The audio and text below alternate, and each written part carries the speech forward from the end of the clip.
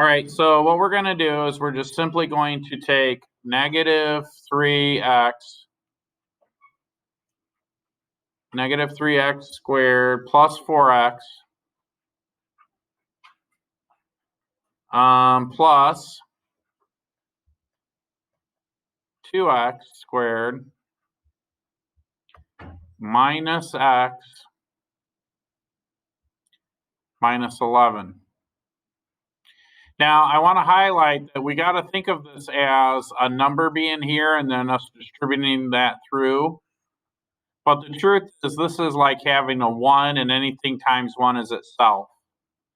So in reality, we could just add these up. So I'm going to look for a second degree term. So what I mean by that is what has x raised to the second power? This one does, negative 3x squared. And the other like term is 2x squared. So what is negative 3 plus 2? Negative 1. So this becomes negative 1x squared. We don't need to write the 1 down, but. So then the next thing I'm going to do is I'm going to look at x raised to the first power.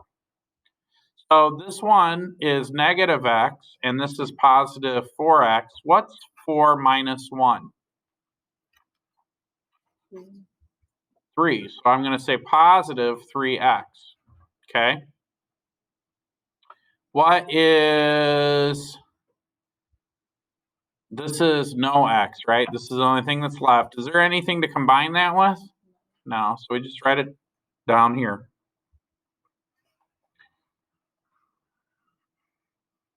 Okay. That is the answer.